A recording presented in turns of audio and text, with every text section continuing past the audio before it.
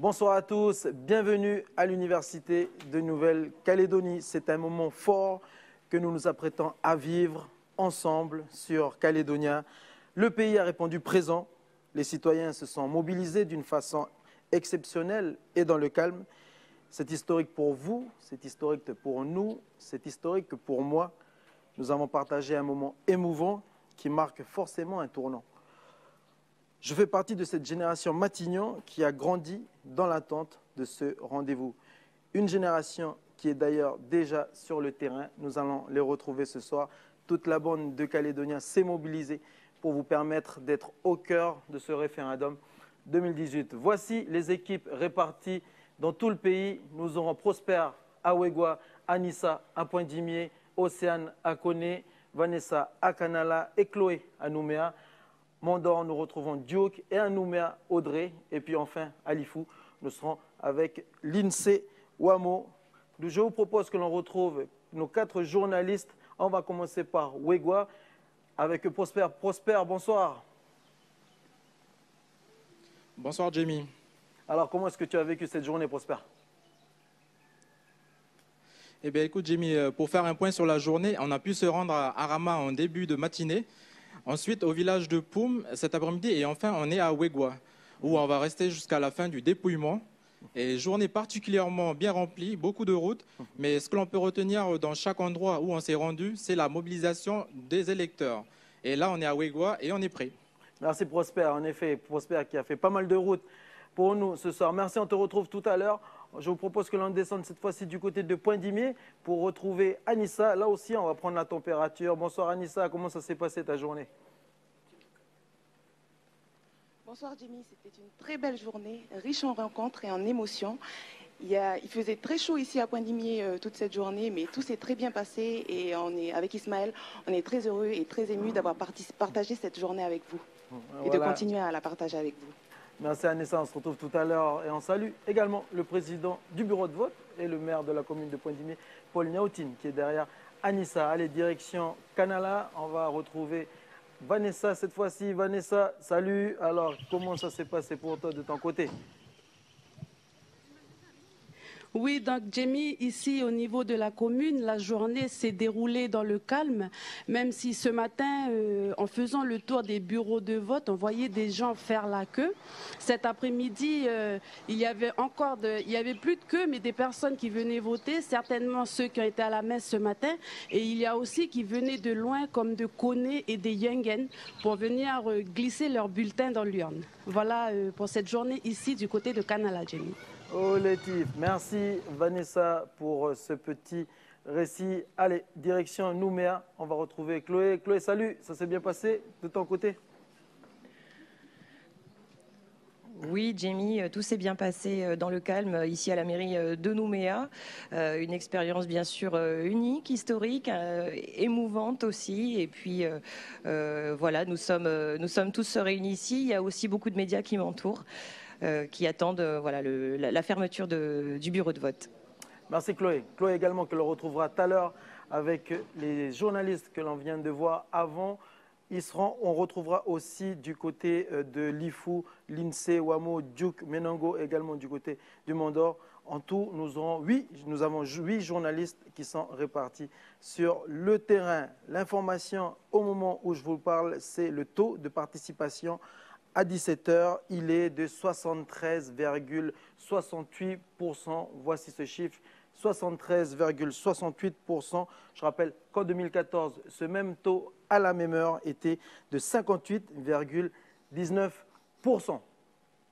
Voilà, c'est le taux de participation. Je vous propose de regarder ces images, des images qui vont confirmer ce taux de participation, une mobilisation massive des Calédoniens et tout s'est bien passé dans les bureaux de vote. Direction Pointe-Dimier avec une longue file d'attente. Nous allons voir dans quelques instants une file d'attente qui s'est formée à partir de 7 h, c'est-à-dire 1 heure avant le bureau de vote. Forte mobilisation, comme on peut le voir sur ces images. C'était ce matin, je le répète, à 7 h avant l'ouverture du bureau de vote à 8 h. Ça, c'était à Pointe-Dimier. Et du côté de Nouméa, on peut voir aussi les mêmes images, les mêmes scènes avec des files d'attente. Certains électeurs ont dû attendre 1 heure, voire 1 heure et demie dans les files d'attente pour pouvoir voter. Nous sommes toujours à Pointe-Dimier. On voit les électeurs qui sont en train de se préparer avant de rentrer dans l'isoloir. Voilà, avec le chef du bureau de vote, le maire de la commune, Paul Niaoutine. Et voici ces images qui concernent le bureau de vote délocalisé à la vallée du Tir, la salle Omnisport Anéoui improvisée pour ce référendum en tant que bureau délocalisé. Les Iliens des îles Loyauté, Lifoumaré, Ouvéa, Île-des-Pins et Belep ont pu avoir un bureau de vote ici à Nouméa. Toutes ces personnes sont résidentes à Nouméa et sont originaires des îles. Ce bureau délocalisé leur a permis justement de pouvoir assumer pleinement ce rôle de citoyen ici à Nouméa. On peut voir sur ces images des files d'attente avec une salle qui ne s'est pas désemplie tout au long de la journée. Voilà des images signées Duke Menango que l'on remercie. On remercie au passage tous nos journalistes qui sont sur le terrain. C'est une partie du dispositif que Calédonia a mis en place pour être au cœur de ce référendum, au cœur de ce rendez-vous historique. Je vous propose une petite présentation maintenant de la rédaction ici à l'Université de Nouvelle-Calédonie avec toute la bande autour de moi, prête depuis hier déjà pour vous donner toutes les informations et d'être au cœur de ce référendum 2018. Stéphanie, dans le pôle web, qui est à l'affût de toutes les réactions sur les réseaux sociaux des personnalités politiques, sportives ou autres concernant le référendum. On retrouvera tout à l'heure Stéphanie Marlier, qui est accompagnée de Jocelyne Tuette. Salut. Et ici, nous retrouvons Mara, qui est sur notre site web calédonien.nc. Retrouvez les temps forts, retrouvez les coulisses, toutes les informations à ne pas manquer au sujet de ce référendum sur notre site calédonia.nc. Mara les récupère et les place directement sur notre site. Et au passage, je salue toutes les personnes qui nous suivent en direct sur notre site calédonia.nc, mais également sur notre page Facebook, des images qui sont montées, toutes les images que l'on peut avoir dans les plasmas ou en direct à l'antenne sont montées par notre ami Éric Deroche, qui est en ce moment en train de monter des images du bureau de vote à Nouméa. On continue notre petite visite et on retrouve le secteur où tous les résultats commune par commune sont collectés. C'est dans ce secteur-là, composé de Clémence Losseran et de Sarah Ford. Pardon, voilà, je vais retrouver mon souffle. Comme vous pouvez le voir ici, le chiffre de taux de participation relevé à 17h, 73,68%. Les prochaines informations concerneront le résultat, commune par commune, du dépouillement. C'est ici que les informations sont collectées puis transférées à l'antenne en direct sur Calédonia. Et puis la petite touche humour et rigolade de la soirée, eh bien, elle se fera avec notre ami Fly. C'était la surprise de cette édition spéciale référendum. Voilà, ici Fly. Salut. Salut. Salut Fly. Voilà, Fly qui a déjà commencé un petit dessin. Voilà. Donc voilà, il a commencé un petit dessin. On ne va pas trop te déranger. On te retrouve plus tard pour avoir l'histoire que nous découvrirons tout à l'heure. En tout cas, Fly, quand il est arrivé, eh bien, il s'est déjà posé sur un petit tableau ici qui nous a été mis à disposition par l'UNC. Le changement, c'est demain. Demain, c'est lundi. Voilà, c'est du Fly. Et en effet, demain, c'est lundi. Nous continuons notre petite visite à la présentation du dispositif. Après la rédaction, je vous propose que l'on se dirige vers le plateau mis à disposition par l'Université de la Nouvelle-Calédonie, que nous remercions de nous avoir mis à disposition ces beaux locaux flambant neufs qui n'ont toujours pas été inaugurés. Et donc, c'est tout un symbole pour nous d'être ici, l'université qui fait partie, qui est l'un des symboles du rééquilibrage dans la feuille de route mise en place par l'accord de Nouméa. Je vous rappelle qu'à partir de 1998, l'université s'est détachée de la Polynésie française pour devenir l'université de la Nouvelle-Calédonie. Un outil de réflexion, un outil de construction au service du pays, un ADN que vous retrouvez également dans Calédonia. Direction le plateau, on va retrouver Falaï Wedger avec ses invités, Elie Poagoun, Paul Fizine, Catherine Riss et Pierre-Christophe Ponce qui était avec nous tout à l'heure à midi. Je vous souhaite la bienvenue sur le plateau de Calédonia. On va leur dire bonsoir à Falaï et ses invités. Et je vais vous laisser pour justement une analyse en profondeur sur le taux de participation. Bonsoir à tous. Bonsoir Jamie. Merci d'avoir accepté l'invitation. Bonsoir Falaï. Bonsoir Jamie. Donc une information, elle est tombée, le taux de participation qui est de 73,68% à 17h. On va rebondir sur ce taux dans quelques instants. Effectivement, c'est une longue soirée qui nous entend. C'est même la soirée attendue depuis 20 ans maintenant par les citoyens calédoniens. Un moment historique que nous vous proposons de vivre ensemble, minute par minute, toute la soirée. Je recevrai de nombreuses personnalités du monde civil, associatif, politique ou encore économique. Et ici, sur ce plateau, j'ai le plaisir de recevoir, pour commencer, mes 4 premiers invités avec qui on va déjà faire un tour de table rapide pour avoir les premières réactions. Elie Poagoun, bonsoir. On va commencer par vous. Oui, bonsoir. Vous avez 73 ans, vous êtes président de la Ligue des droits de l'homme de Nouvelle-Calédonie. Vous avez été l'un des premiers bacheliers Kanak et avez fait carrière dans l'enseignement en tant que professeur de mathématiques. Vous faites partie du comité des sages mis en place par le Premier ministre pour préparer ce référendum. Nous vivons les 20 dernières minutes avant la fermeture des bureaux de vote dans tout le pays. On le répète, c'est un événement historique. Enfin, on y est. Comment vous avez vécu cette première journée, Oui, je pense que c'est une journée historique et bon, le comportement des personnes, des hommes et des femmes de ce pays a été exemplaire toute cette journée. Les gens ont pris conscience de l'importance de ce référendum et je pense que voilà, c'est un bon point pour le pays et puis ça montre que le travail qui a été fait avant, d'explication des organisations politiques, a porté ses fruits et les gens ont suivi le mot d'ordre. Et puis, je pense qu'il n'y a pas beaucoup de gens qui se sont mis de côté. Je crois que les gens, ils ont exprimé leurs opinions, sont allés jusqu'au bout de leur liberté d'expression. Et c'est important pour l'avenir du pays.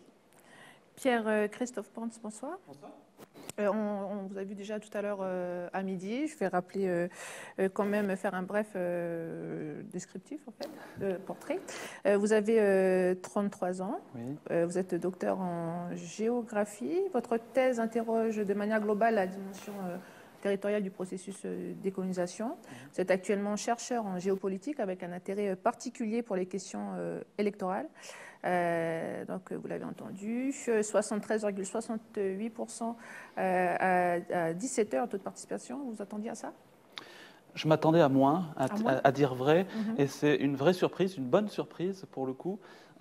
C'est encore donc le taux à 17h, on peut imaginer qu'il puisse grimper encore davantage, 74, 75%. C'est plus que la ratification de l'accord de Nouméa, 98. C'est plus également que le taux de participation des élections provinciales en 2009 et en 2014. Donc globalement, oui, c'est très positif qu'il y a eu cette mobilisation. Et je crois que finalement, en dehors des consignes politiques qui ont été données par les uns et les autres, finalement, la vraie victoire aujourd'hui, c'est que tous les électeurs du pays ont clamé à travers cette participation massive leur attachement au pays et leur volonté finalement de s'inscrire dans la destinée de ce pays. Et pour cela, en tout cas, c'est une vraie victoire et un vrai motif de satisfaction. Quel résultat peut-on s'attendre à un résultat définitif? Pour la participation? Oui, pour le résultat définitif, avec déjà ce taux de participation, on peut prévoir... C'est ce que je disais, on va monter mécaniquement. On sait qu'en Nouvelle-Calédonie, on a tendance à se prendre un petit peu à la dernière minute pour la participation. On peut imaginer en tout cas que le taux puisse monter jusqu'à 75-76%. D'accord. On me signale qu'il y a un petit problème avec votre micro. Ce que je propose, c'est qu'on va reprendre... Voilà, on va continuer le tour de table et on reviendra avec vous. Pour poursuivre, notre invitée, la seule femme, Catherine Ries. Bonsoir. Bonsoir. Vous avez 45 ans, vous êtes docteur en sciences économiques, une discipline que vous enseignez ici à l'université. Vous êtes également directrice de l'IUT de Nouvelle-Calédonie et directrice du laboratoire de recherche juridique et économique. Une journée évoquée de très nombreuses fois dans ces lieux, ici à l'université. Alors, comment vous avez vécu, vous, cette journée? Je crois qu'un peu comme tout le monde, plutôt à titre d'observatrice, parce que je ne vote pas. Je suis arrivée en Nouvelle-Calédonie en 2003. Mais une bonne surprise également de voir, je pense, le calme et la sérénité dans laquelle ça s'est préparé et ça s'est passé aujourd'hui concrètement. J'ai eu l'occasion de voir beaucoup de journalistes ces derniers jours qui venaient d'un peu partout, que ce soit de France, de métropole ou d'Australie, de Nouvelle-Zélande, qui s'étonnaient un peu de ne pas voir plus, les journalistes sont souvent à l'affût d'un peu plus d'agitation. Et c'est vrai qu'on voit que ce processus, on le prépare quand même depuis des décennies et ça a porté ses fruits. On arrive vers quelque chose qui est posé. Où effectivement et heureusement, les électeurs calédoniens ont pu s'exprimer sereinement. On va, avant d'avoir notre dernier invité, on va tout de suite repartir avec Jamie, avec le reste de nos journalistes. Merci Falaï, merci à tous les invités. Retour sur le terrain, on va retrouver nos journalistes répartis aux quatre coins du pays. Direction Nouméa, on va retrouver Chloé pour procéder au bilan de la journée. Salut Chloé, comment ça s'est passé cette journée? On t'écoute pour le bilan. Alors, pour la commune de Nouméa, relevé à 16h, le taux de participation était de 71%, un petit peu plus de 71%, donc ça correspond effectivement au scrutin, au taux de participation des provinciales à la fermeture des bureaux de vote. Donc ça, c'est le relevé à 16h, ça va encore évoluer bien sûr.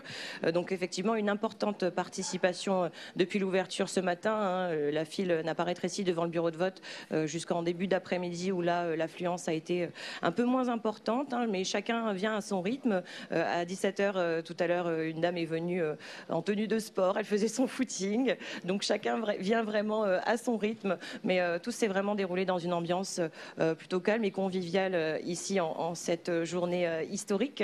On continue de voir et surtout d'entendre même quelques voitures qui passent devant la mairie et qui klaxonnent et qui arborent leurs couleurs fièrement.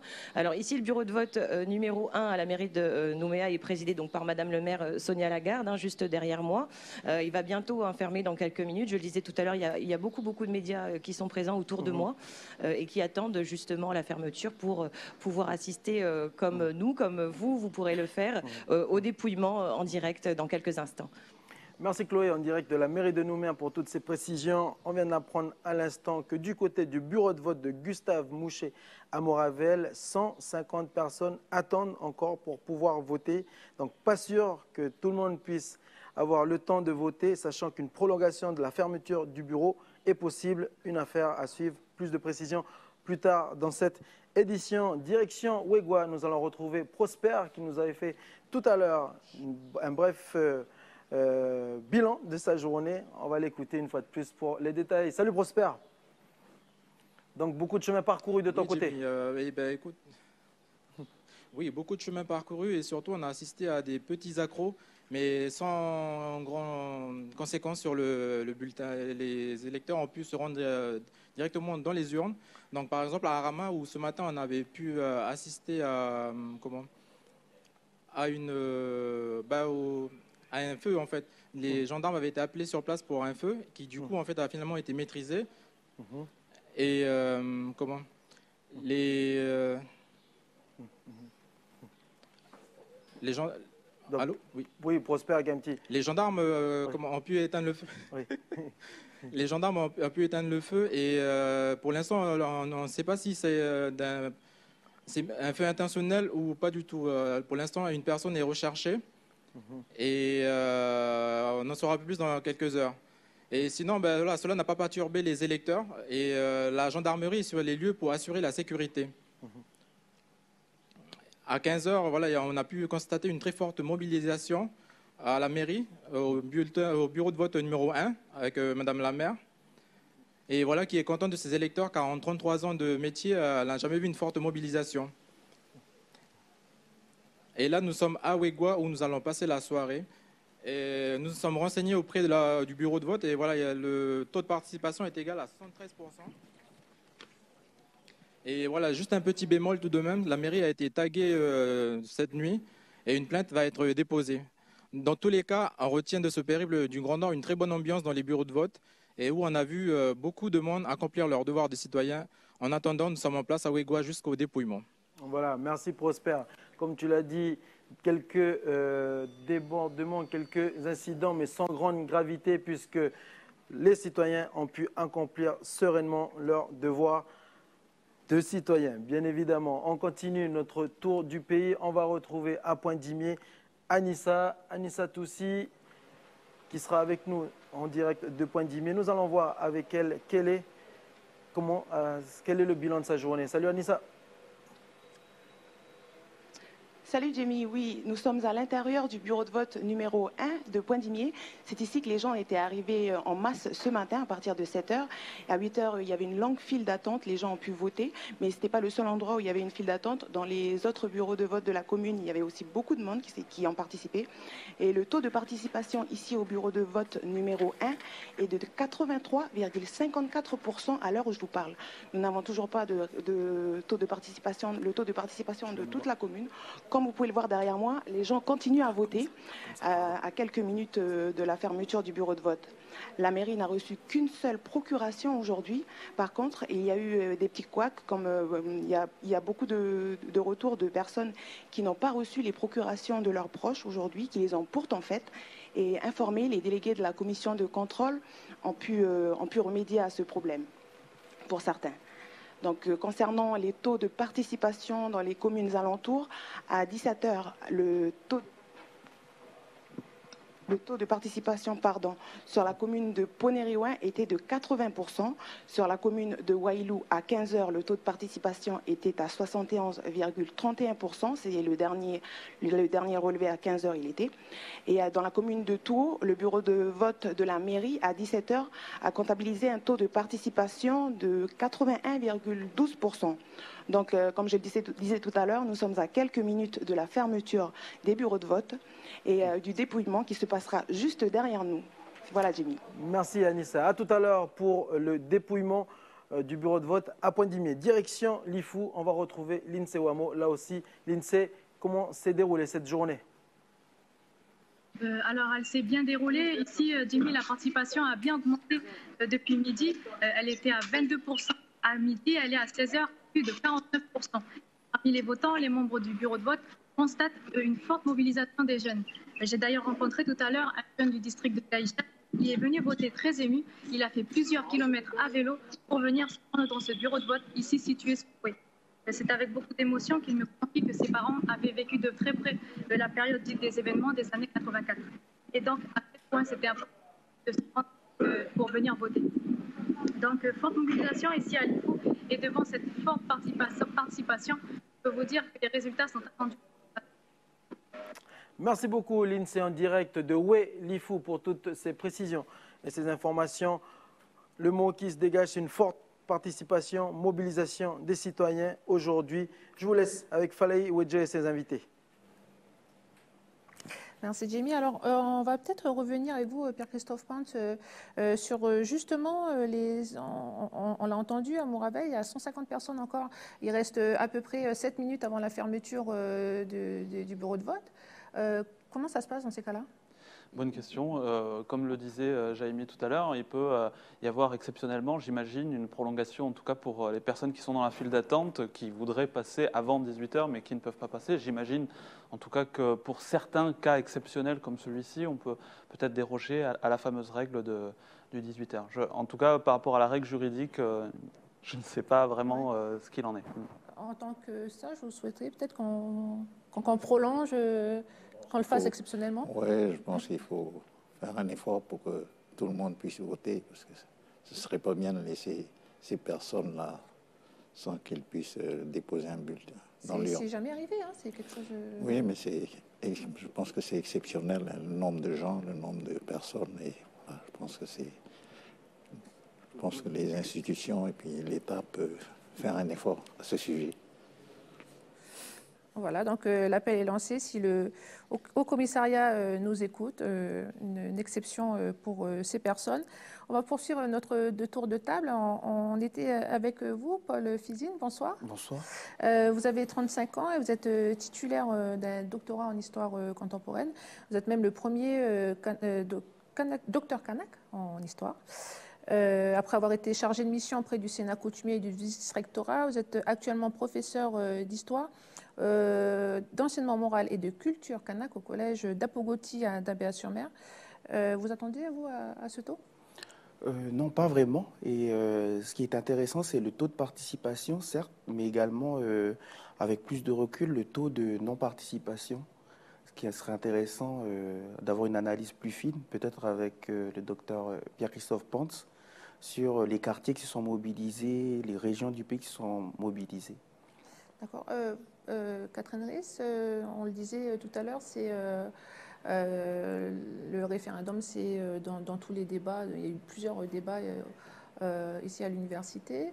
Vous avez senti, vous, une mobilisation de ces jeunes? Parce que, par exemple, à Lifou, on a vu qu'il y a vraiment pas mal de jeunes qui se sont mobilisés, peut-être en fin d'après-midi. Oui, alors effectivement, je pense que les jeunes et les étudiants en particulier, parce que c'est ceux qu'on côtoie ici à l'université, sont mobilisés et sont évidemment concernés, peut-être les premiers concernés par l'avenir de leur pays. Et au travers, alors peut-être plus encore l'année dernière que cette année, il y a eu des débats organisés par les étudiants, par les associations étudiantes qui invitaient différentes personnalités pour répondre à leurs questions, parce qu'évidemment les interrogations sont nombreuses. Parfois ça se passait, c'est vrai, alors pas forcément en petit comité, parce que ces réunions avaient souvent quand même pas mal de succès auprès des étudiants, mais comment dire, effectivement ils ont échangé, ils ont souhaité échanger en dehors des salles de classe. Bien sûr, ça se fait toujours en dehors des salles de classe, dans un environnement un peu en retrait par rapport à leur vie vraiment étudiante. Mais ils sont mobilisés et ils ont l'avenir du pays entre leurs mains. Peut-être avec vos élèves, vous en parlez, vous, de ce référendum, quel retour vous avez de vos élèves? Oui, puisque le rôle de l'histoire, c'est également d'expliquer la société dans laquelle on vit. Donc au niveau de mes classes, nous, on avait réalisé des temps de parole sur le référendum, enfin, à partir d'études de documents et de dessins. Et à partir de mon analyse, j'ai pu voir que même au collège, c'est une source de préoccupation, le référendum. Et au-delà de ça, c'est que ce référendum-là, il a un poids émotionnel fort dans toutes les communautés du pays, puisqu'il est lié à la transmission de la mémoire dans les familles. Et on voit que les gens ils participent à ce référendum avec beaucoup d'émotion. C'est la première analyse que j'avais observée depuis ce matin. Vous êtes d'accord avec ce que dit Paul Fizine sur le côté émotif qui peut-être pousse à une plus forte mobilisation? Moi, le premier, effectivement, c'est vrai que j'ai reçu vraiment une émotion toute particulière en me rendant aux urnes tout à l'heure. Je pense que toute cette génération de Matignon, dont parlait Jaime tout à l'heure, c'est vraiment cette génération qui n'a pas vécu finalement les drames des événements, le sang versé, et qui aujourd'hui a tourné une page dans son identité finalement, dans sa culture. Et je crois qu'aujourd'hui, 30 ans après, c'est vrai que ça vient clore un petit peu ce processus politique. On l'attendait, voilà, ça y est, maintenant c'est derrière nous. En tout cas, dans quelques minutes, ça sera derrière nous. Et c'est vrai que c'était important, en tout cas, que l'on puisse, en tout cas, apporter cette étape décisive pour la Nouvelle-Calédonie. Et je crois que les jeunes, en règle générale, d'après les premiers retours qu'on a pu avoir, se sont quand même considérablement mobilisés. Parce qu'au début, c'était pas vraiment... on avait peut-être senti un désintérêt de la part de la population. Et là, il y a eu, ces dernières semaines, quand même... Globalement, c'est vrai qu'il y a une différence entre les élections à la fois locales et les élections nationales, où on a pu observer depuis une quinzaine d'années une vraie démobilisation de la jeunesse qui se sont désintéressés des enjeux de politique locale. Et on l'a vu à travers les taux de participation qui ont, depuis 2004, baissé, et en particulier chez les jeunes, et plus particulièrement chez les jeunes Kanaks. Et c'est vraiment une vraie question qu'il faut se poser. S'il y a une meilleure participation des jeunes pour le référendum, tant mieux, mais comment faire pour que demain, la société dans laquelle on va vivre, on puisse davantage concerner ces jeunes-là aux politiques publiques, en matière de rééquilibrage, en matière d'école. Je crois qu'il y a une vraie réflexion qu'il faut mener, comment mieux concerner les jeunes pourquoi pas un appel au renouvellement, en tout cas, des classes politiques pour qu'il y ait une meilleure représentativité, finalement, des élus par rapport à cette jeunesse. Dans quelques secondes, les bureaux de vote vont fermer. On va tout de suite donner la parole à Jamie et les journalistes partout dans le pays. Merci Falei, merci à tous. Et effectivement, il est 18h, ça y est, théoriquement, tous les bureaux de vote du pays sont fermés. Je rappelle qu'il y a 20 minutes, 150 personnes précisément voulaient aller voter du côté de l'école du bureau de vote Gustave Mouchet. C'était à Moravel. Nous aurons plus de précisions sur leur situation. Direction le Mont d'Or, nous allons voir si là-bas aussi, du côté de Duke, il y a toujours des personnes qui veulent aller voter. Salut Duke, bonjour. Salut Jamie, bonjour le pays. Alors comme tu viens de le dire, le bureau de vote aussi ici a fermé ici il y a quelques secondes. La dernière personne à avoir voté a effectué donc son droit civique il y a à peine 10 minutes. Et ce qu'on peut dire de la journée du scrutin, c'est que comme un petit peu partout, il y a eu le rush ce matin. Ce matin, une grosse influence de votants ici au Mont d'Or. Ce matin, et ça s'est calmé à midi, aux alentours de la pause déjeuner. Alors, un gros chiffre au niveau participation ici au Mont d'Or, car le taux de participation relevé à 17h était tout de même de 81%, donc un peu plus de 81% à 17h ici au Mont d'Or. Et on rappelle que la commune du Mont d'Or, Jamie, c'est la deuxième commune du pays en termes du nombre d'inscrits, avec un peu plus de 17 000 personnes, 17 000 votants. Voilà un petit peu ce qu'on a pu relever ici au Mont d'Or. Et l'ambiance était tout à fait au calme. Le calme était au rendez-vous. Et puis voilà, quelques personnes sont encore venues voter. Enfin, la dernière personne, comme je le disais tout à l'heure, à 17h47, quelque chose comme ça. Voilà ce qu'on peut dire ici au Mont d'Or, Jamie. Merci Duke. Duke, que l'on retrouvera plus tard dans cette édition. On nous signale que du côté de Vaud, des électeurs souhaitent voter, mais les bureaux de vote sont fermés, donc ces personnes-là ne pourront pas accomplir leur devoir de citoyen. On retrouve Vanessa à Canala. Bonsoir Vanessa, nous sommes en direct. Comment ça s'est déroulé cette journée de ton côté ? Oui, donc la forte mobilisation de la population a marqué aujourd'hui, à l'heure où je vous parle, ici dans l'ensemble de la commune de Canala, le taux de participation est de 87%. À Kouawa, le taux à 16h était de 77%, à la fois à 17h, elle était de 88,15%, et à Tio, à 16h30, le taux de participation était de 81,05%. Voilà ce qui s'est passé pendant la mobilisation aujourd'hui des citoyens. Merci beaucoup Vanessa pour toutes ces précisions. À tout à l'heure pour le dépouillement du côté de Canala. Un nouvel invité est arrivé ici dans nos locaux de Calédonia, ici à l'Université de Nouvelle-Calédonie. Nicolas Metzdorf est en ce moment même dans la loge maquillage. Il rejoindra Falei pour les analyses sur le plateau. Je vous laisse avec Falei. Alors il est 18h, ça y est, on peut parler politique. Cette forte mobilisation, d'après vous, elle va avantager quel camp? Peut-être vous? C'est difficile, comme il y a eu une grande mobilisation. Il y a eu les sondages. Hein. Les sondages ont donné à peu près entre 60 et 40%. Vous pensez qu'on va rester dans la même... Je pense qu'il y aura... Ça va se modifier un peu parce que les gens... Enfin, moi, j'ai regardé un peu dans les bureaux de vote, il y a une forte mobilisation et de tout le monde. Et j'ai jamais vu autant de population du pays qu'en a arrivé. Donc je pense qu'ils se sont mobilisés. Et donc je pense que ça va modifier un petit peu ce qu'on a prévu. D'accord. Il y a un rapprochement des deux camps. Votre avis peut-être avant de vous remercier? Je pense que c'est assez difficile de répondre aussi. Ce qu'on voit quand même, c'est que les taux de participation sont particulièrement élevés sur les communes de brousse. Donc on est, je sais pas, au final sur la Calédonie, on est à combien de taux de participation, on sait ou pas? À 17h, on était à 74. 73,68. Voilà, et on voit sur les communes de la côte Est où on est à plus de 80%. C'est vrai que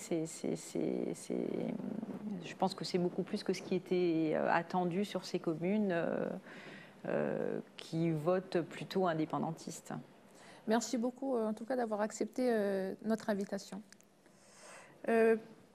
Pierre-Christophe Mans, alors cette forte mobilisation, d'après vous, Eh bien, c'est pour reprendre un peu ce que disait Paul Fizine tout à l'heure. Effectivement, il faut regarder dans le détail, bureau de vote par bureau de vote, mais plus globalement à l'échelle des différentes communes. Effectivement, on a vu que la participation avait été importante dans les communes de l'agglomération. Plus globalement, en brousse, c'est vrai qu'on a atteint des records un peu partout finalement. Le point noir finalement de cette participation, c'est les îles. Je crois qu'il faudra regarder un petit peu en détail un petit peu cette participation aux îles parce qu'elle a vraiment été bien en deçà de la moyenne territoriale.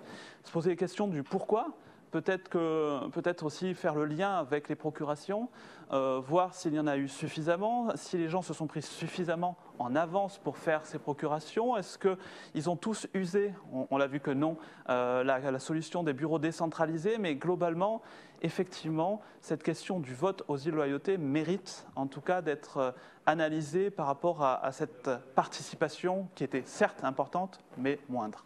Vous pensez que les loyautés ont été sensibles à l'appel du Parti travailliste? Personnellement, je ne le pense pas. Je pense qu'il y a d'autres raisons, comme je disais, par rapport aux procurations, par rapport au fait qu'il fallait justifier les procurations, que effectivement, ça a peut-être eu une incidence. C'est une démarche qu'on ne porte pas forcément habituelle ou... Peut-être. En tout cas, il y a toute comment dire, il y a tout un ensemble de raisons qui doivent justifier cette participation moins importante que la moyenne territoriale, qui est quand même importante quand on compare aux autres élections locales. Mais effectivement, je pense que c'est un ensemble de facteurs. Et évidemment que ceux qui ont appelé à ne pas participer vont évidemment revendiquer cette faible participation, en tout cas cette revendication, cette participation moindre que sur la Grande Terre. On peut le voir sur l'écran, les dépouillements. Alors là, c'est à Wegwa, les dépouillements qui commencent un petit peu partout dans l'ensemble. Voilà, c'est en direct de Wegwa et ça se fait un petit peu partout dans le pays. Une réaction peut-être Oui, ce qui est intéressant, je pense, c'est le fait qu'il y ait eu les sondages avant. On aurait pu penser que le fait qu'il y ait les sondages, que les résultats étaient plus ou moins courus d'avance, on aurait pu penser qu'il y aurait une espèce de démobilisation. Et le scrutin d'aujourd'hui nous a montré que l'électorat s'est bien mobilisé. Et je pense qu'il serait intéressant de voir à quelle proportion il s'est mobilisé et quelle communauté, quelle tranche d'âge, etc. On vient de recevoir à l'instant sur notre plateau Nicolas Metzdorf. Bonsoir. Bonsoir. Vous étiez juste avant dans votre QG, peut-être? Non, je reviens de Brousse puisque j'ai voté à Poya, moi, et donc j'ai dû faire la route et donc me voilà à peu près à l'heure. Et comment vous l'avez vécu alors cette journée? Sereinement, comme tous les Calédoniens. D'ailleurs, on voit que c'est une journée qui s'est déroulée dans le calme, avec une grande sérénité de la part de tout le monde. Nous, on a beaucoup œuvré pour ça pendant la campagne à Calédonie Ensemble, à passer des messages d'apaisement, de paix, de dialogue, de consensus. On a fait cette campagne comme ça, en mettant en avant la charte des valeurs qui rassemble les Calédoniens, en mettant en avant le bilan des accords de Nouméa. Et donc, ça a dû participer, en tout cas, je l'espère, au fait qu'on a pour l'instant un référendum qui se déroule de manière apaisée. C'est serein. Alors peut-être du côté de Wegwa, on l'a entendu tout à l'heure avec notre journaliste, tout se passe bien par rapport à les événements qu'il y avait eu le 4 octobre. Est-ce que ça vous étonne que ça se passe peut-être aussi bien Oui, je pense que ça a étonné tout le monde, que ça se passe aussi bien. Du côté de Wegwa, je veux dire. À Wegwa, oui, mais dans l'ensemble du territoire, je pense que il ne faut pas qu'on se focalise toujours sur Wegwa. Je pense que il y a eu des choses un peu anormales qui s'est passées à à Ouégoua, mais je pense qu'il faut regarder l'ensemble du pays et tout le monde est surpris de la sérénité et puis de la paix qui a régné pendant cette campagne. Et même les gens de l'Esseria, ils se demandent, eux, ils n'y croyaient pas trop. Nous avons rencontré les gens qui viennent du Pacifique et ils se demandaient si c'était vraiment quelque chose de réel ou il y a... Donc tout le monde est surpris, mais je pense qu'il y a, c'est ce que j'ai dit tout à l'heure, il y a une participation de tout le monde pour que ces élections se déroulent dans les bonnes conditions. Il y a les organisations politiques, il y a l'État qui a fait un travail énorme pour que tout se passe dans de bonnes conditions. Et je pense que ça a fait en sorte que les gens, ils ont compris qu'il fallait qu'ils y aillent. Et puis, également intervenu avec le oui, nous, on est au comité des sages, mais je pense que c'est l'État qui est derrière ça. C'est une idée de l'État et nous, on a entré dans ce jeu-là. Et puis, la dernière chose, ce sont les citoyens. Je pense que s'il y a vraiment le calme, c'est parce que les gens, ils ont pris conscience de ça, que la Calédonie est en train de vivre un moment important et qu'il est très important pour eux de se prononcer, et en particulier les jeunes, parce que c'est ce qui va se passer là, ça va concerner essentiellement les jeunes, parce que notre génération à nous, c'est fini. La génération, on parlait de génération Matignon, tout ça, c'est eux qui sont en train qui vont construire le pays à partir de demain. Et je pense que je pense qu'on a montré une belle image positive du pays. Et voilà, je pense que ça va aller dans le bon sens. Je suis confiant en l'avenir. On va poursuivre cet entretien. On va aller regarder en silence ces images en direct de la mairie de Nouméa, où l'on prépare le dépouillement.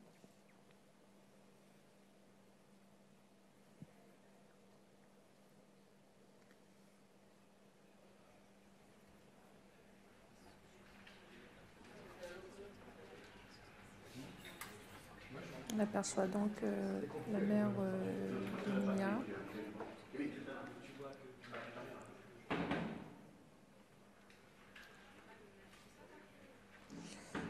Et donc là, les urnes vont être ouvertes.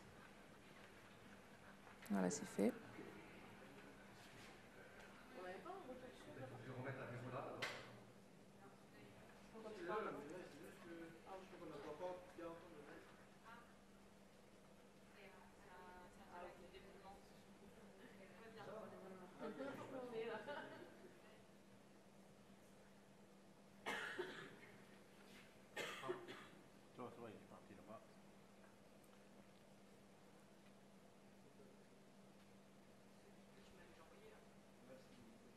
On y reviendra quand les bulletins de vote seront lus. Nicolas Metzor, vous avez dit Calédonie Ensemble annoncé un 70-30. Avec cette forte mobilisation, vous êtes toujours,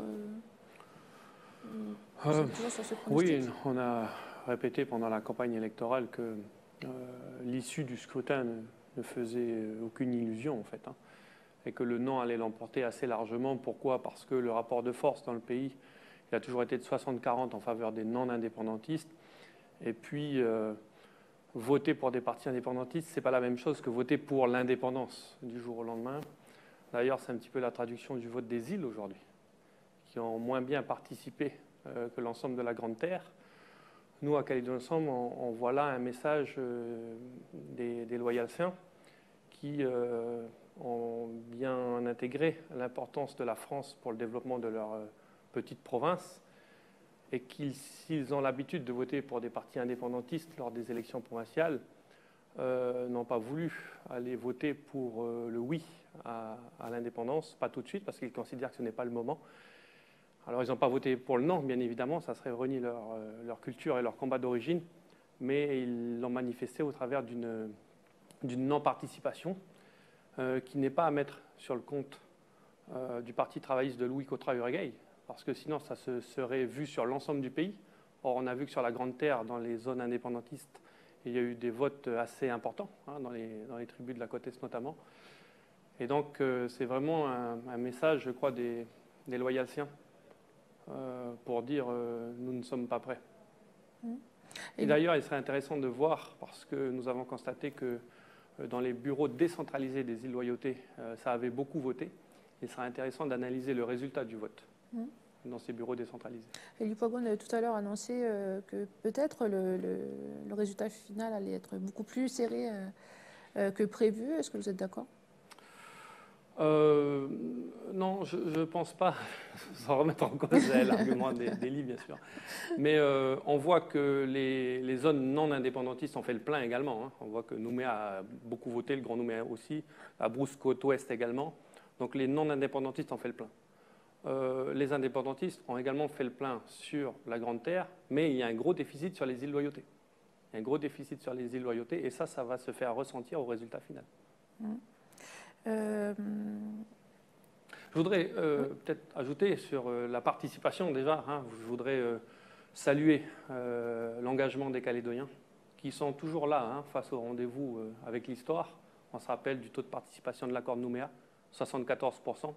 J'ai vu qu'on était à 73% à 17h, donc on va dépasser certainement la participation de l'accord de Nouméa. Donc les Calédoniens font preuve d'un engagement civique incroyable hein, quand ils ont rendez-vous avec leur histoire. Et donc, nous, on se félicite également de ça. Hein. Ça fait en sorte que le résultat du référendum sera incontestable parce que le peuple calédonien se sera exprimé. C'est d'ailleurs la première fois, je crois, que le peuple calédonien s'exprime aussi massivement sur sa souveraineté.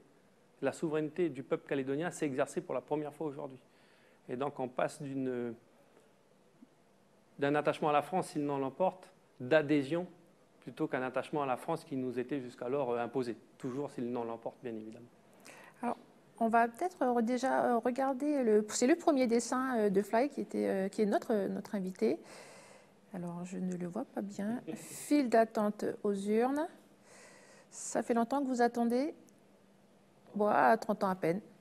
Voilà, le dessin de Fly. On va tout de suite retrouver également Jamie avec notre journaliste qui est à Koné, qu'on n'a toujours pas vu. Nous sommes de retour ici, du côté de la rédaction, avec des informations qui viennent de nous être envoyées, transmises par Élise Ouachetine. Du côté de Wegwa, vu la forte affluence des électeurs, la fermeture du bureau de vote a été prolongée à 18h30. On nous informe également qu'il y a toujours des personnes qui attendent de pouvoir voter du côté cette fois-ci de Nouméa, avec le bureau de vote à l'école Adrienne Lomont à Normandie et à Montravel. Eh bien, nos 150 électeurs attendent toujours de pouvoir voter. La même situation également du côté de l'école Talent à Logicop. Nous vous donnerons plus de précisions si oui ou non ces électeurs ont pu bénéficier d'une séance rattrapage, d'une prolongation au niveau de la fermeture du bureau de vote pour pouvoir accomplir ce devoir de citoyen. Et pour l'instant, la réponse est non, puisque théoriquement, les bureaux de vote sont fermés depuis 18h. Direction Koné, on va prendre des nouvelles de la zone VKP, non, plutôt de la zone Koné-Point-Bout, avec le taux de participation. Bonsoir, Océane. Bonsoir, Jamie.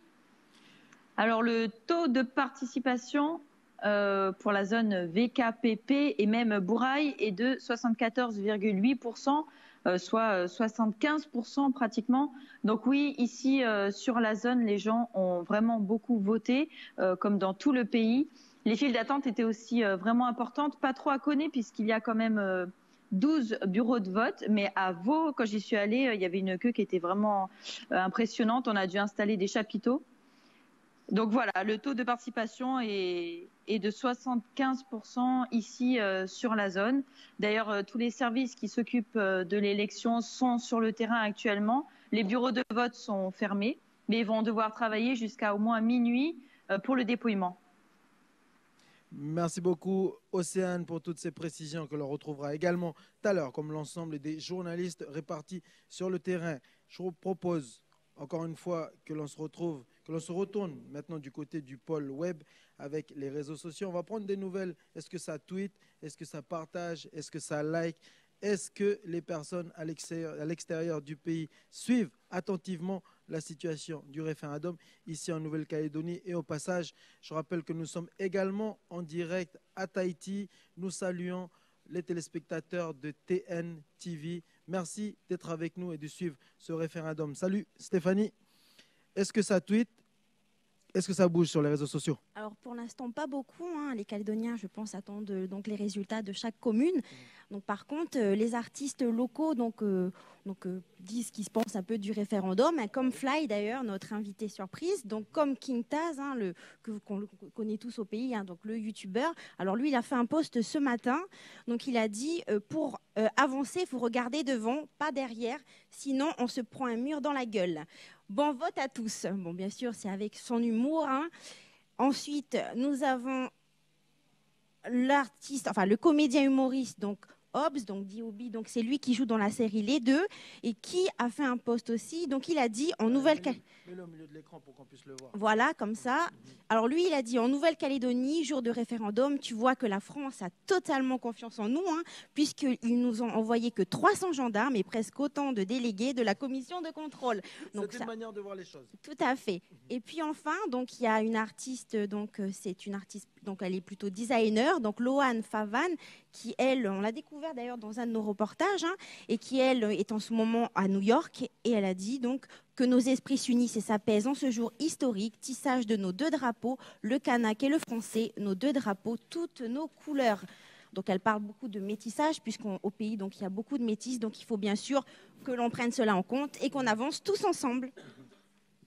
Mais écoute, ça fait quand même beaucoup de réactions sur Twitter. Merci Stéphanie, et puis on reviendra te voir si... Je rigole parce qu'on me demande à l'oreille qu'est-ce que j'étais en train de te faire. Non, je n'étais pas en train de l'embrasser. J'étais juste en train de lui tendre le micro pour qu'elle puisse être audible et puis pour que vous voyez ce qui se passe sur notre réseau Twitter. Merci Stéphanie. On te retrouve tout à l'heure. En tout cas, par rapport à ce que l'on vient de voir, il y a des messages qui demandent la paix et que le vivre ensemble continue demain pour le lundi 5 novembre. On retrouve, je vous laisse avec les invités pour réagir en fonction des messages Twitter que nous avons vus ce soir avec Stéphanie. Ouais, alors peut-être une réaction à ce que vous venez d'entendre sur Twitter, justement? Ça apporte un peu de légèreté. Puis pour rebondir un peu sur ce que disait M. Poigoun tout à l'heure, c'est vrai que par rapport à ce climat de paix et de sérénité qui est vraiment observable partout, hein, depuis quelques jours et qui surprend les observateurs internationaux, eh bien, je crois que la principale cause aussi, c'est le fait que ça fait 30 ans qu'on attend ce scrutin. Ça fait 30 ans qu'on est dans ce processus de Matignon-Oudinot puis de Nouméa. Et je crois que finalement, ça a eu aussi un effet sur les Calédoniens qui ne peuvent pas imaginer qu'il y ait quelque chose d'autre au lendemain du 4 novembre, que finalement on ne puisse pas avoir autre chose que de la paix et de la stabilité politique. Donc finalement, c'est bon enfant les différents commentaires que l'on a sur Twitter et Facebook, mais c'est un peu représentatif finalement de cette certaine sérénité qu'il y a en Calédonie en ce moment. On veut maintenir cette paix qu'on a depuis une Je crois trentaine d'années. qu'en tout cas sur cette question-là, il y a consensus là, oui effectivement. Paul Fizine, tout à l'heure, on parlait de justement la montée des jeunes et le renouvellement de la classe politique. Vous en pensez quoi? Je rejoins l'avis de Pierre-Christophe Ponce dans le sens où il faudra bien analyser les résultats du référendum et de voir quelle a été la participation des jeunes. En ce qui me concerne, je suis historien, j'avais regardé les archives, je parle sous le contrôle de M. Poigoun, et j'avais observé que pendant la période dite des événements, on avait beaucoup de tags à Nouméa sur l'indépendance, sur les prisonniers politiques, et étrangement, on aurait pu s'attendre au même phénomène, alors que lorsque, par exemple, les touristes australiens débarquaient à Nouméa, s'ils ne savaient pas qu'il y avait un référendum, hormis les affiches, ils ne pouvaient pas le savoir. Le paysage était resté relativement neutre, n'était pas marqué. Et même sur les réseaux sociaux, on a pu voir certains débats, bien sûr, débordés, mais c'était relativement calme. Alors, ce matin, en étant, j'ai été votée à Saint-Quentin. Saint-Quentin, vous voyez, c'est le bel étour, hein, avec une population plutôt océanienne. Et j'ai rencontré ce matin des jeunes que je n'avais jamais vus. Ils n'étaient jamais venus voter, en fait. À chaque fois, je venais, jamais là. Et c'est, comment dire, est-ce que, moi, la question qui me venait à l'esprit, c'est est-ce que, justement, peut-être cette mobilisation, cette campagne, ça a aussi poussé peut-être les jeunes à se dire on va participer. C'est à nous maintenant, de prendre le relais. Oui, moi ce que je voulais dire, c'est que bon, pendant ces années, hein, il ne faut pas oublier non plus, parce que c'est vrai qu'il n'y a pas de contestation en ville, il n'y a pas de TAC, tout ça, mais on a fait beaucoup d'efforts pendant ces années. Ça a l'air de rien, mais les gens ils se rendent bien compte qu'il y a beaucoup de choses qui ont évolué. Par exemple, au niveau des terres, il y a beaucoup de terres qui ont été rendues au Kanak. Il y a la formation des cadres. On ne dit pas assez, mais c'est important. On a formé 400 cadres en 10 ans. Et puis ça a continué jusqu'à maintenant. Et ça, tout ça, c'est... Bon, ça a l'air de rien, mais les gens ils se rendent compte qu'il y a beaucoup de choses qui ont évolué positivement. Il y a une vraie préparation voilà, avant d'arriver à... Par exemple, au niveau du pouvoir politique, c'est énorme ce qui a été fait, parce que le pouvoir politique était centralisé à Nouméa avant. Ben, ça a été décentralisé. Les gens, ils ont le pouvoir aux îles, dans la province nord, ils peuvent y mener leur politique. Donc, tout ça, c'est déjà une certaine forme d'indépendance. On a donné du pouvoir aux gens. Le référendum, c'est pour dire si on doit continuer dans ce sens-là ou bien. Je pense que les gens, ils l'ont exprimé, là, ça ne sert à rien de faire une coupure nette. Je crois qu'on a montré pendant 20 ans qu'on peut faire avancer les choses, qu'on peut décoloniser dans la paix. Voilà, et je pense que cette évolution-là, c'est une évolution importante. Moi, j'ai confiance en l'avenir du pays parce qu'on a une jeunesse derrière là, qui n'a pas vécu tout ce qu'on a vécu et qui ont une autre vision. Et quand je regarde, parce que moi j'ai circulé dans les lycées, mais je peux vous dire qu'il donne une image positive du pays. C'est, par exemple, le métissage. Je parle du métissage. Avant, les gens, ils ne parlent pas de leur métissage. C'est quelque chose de non dit. Ils ne veulent pas affirmer qu'ils sont métis. Maintenant, quand je vois les jeunes, ils sont contents. Ils sont fiers d'être des métis. Et moi, je suis allé il y a quelques jours là, à la morgue. J'ai vu des familles où ça part du blond au noir comme moi. C'est toutes les couleurs. Et donc j'ai dit que voilà. C'est possible maintenant de... Voilà, donc je veux dire qu'il y a... Voilà. Au début, les gens vivaient, à notre époque à nous, on vivait séparés. C'était deux mondes à part. Mais pendant ces années, pendant les années de l'accord Nouméa, les accords de Matignon, les gens... Et ça a l'air de rien, mais c'est des générations qui sont passées à l'école. Ils sont ensemble sur les bancs de l'école. Et les jeunes, ils ont dit, mais nous, on a envie d'avoir un pays où on va continuer à vivre. Voilà. Qu'est-ce que vous nous laissez comme pays? Et je pense que c'est un message important qu'ils donnent. Et moi, j'ai reçu ce message-là. C'est pour nous, il faut que le lendemain des élections, on s'occupe de ces jeunes-là. Pendant les derniers mois, là, ils ont fait de la casse à Nouméa.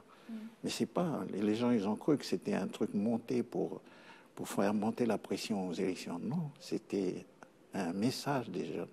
Voilà, ils ont voulu lancer un message au pays pour dire aux politiques, occupez-vous de nous un peu parce qu'on est sur le bord de la route.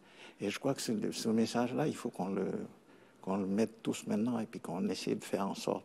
Parce que ça, ce sont... ce que vous avez fait quand vous étiez jeune. Oui, ce sont les jeunes. Là. Non, on ne faisait pas... Oui, on faisait autre chose.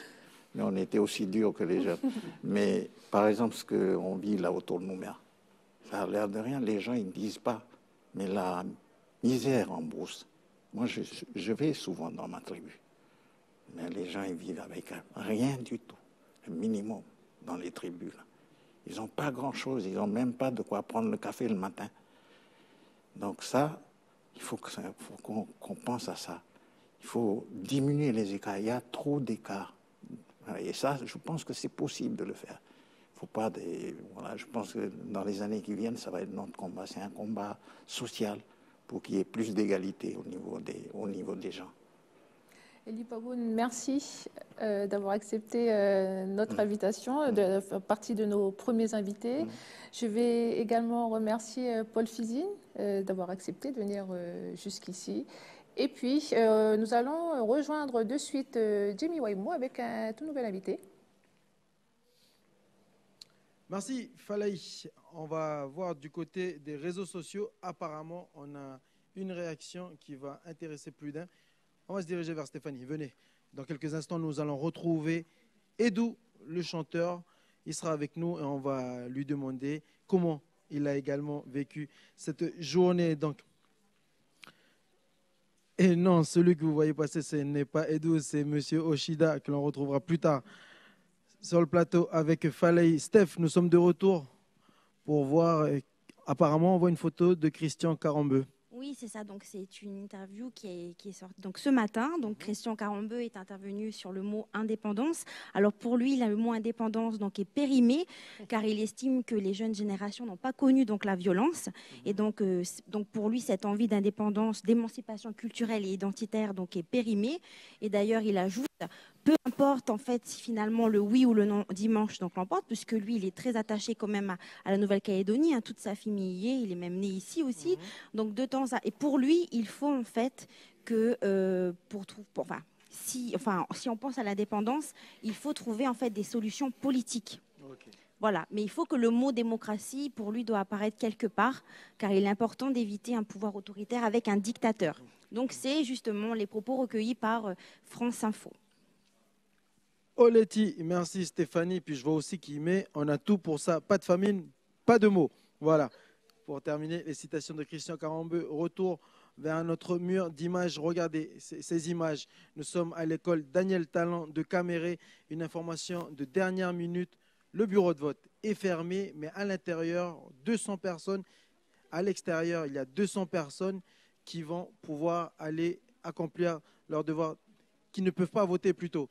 Donc voilà, c'est l'école, ces images de 200 personnes qui sont bloquées à l'extérieur de l'école Talent. Le bureau de vote a caméré, le bureau de vote a fermé. Et on verra les réactions justement sur les réseaux sociaux des gens qui n'ont pas pu voter. On va retrouver notre prochain invité qui est l'artiste, chanteur Edouard Wamaï. Voilà, qui nous a rejoint. Allez-y, allez-y. Terminez votre petit verre d'eau. Nous sommes en direct sur Calédonia. Bonjour, Edouard Wamaï, l'auteur et interprète de la chanson Naufragé des îles. Un petit clin d'œil pour une scène qu'on a oubliée. Ouais, bon. C'est un épisode sans fin, là, on va dire. Oui.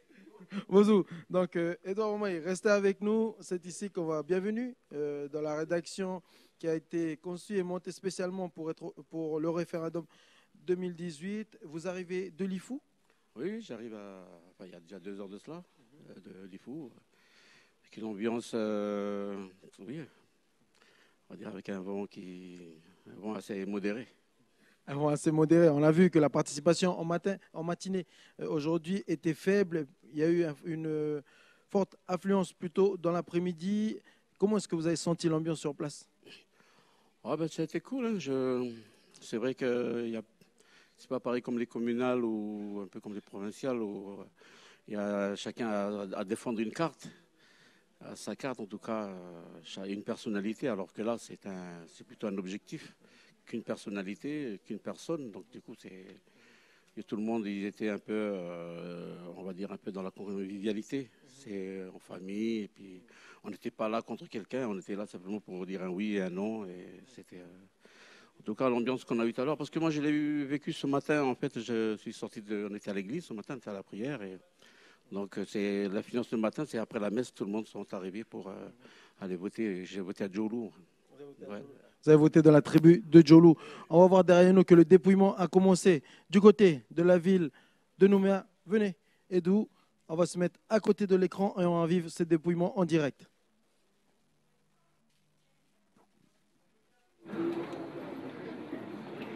Non.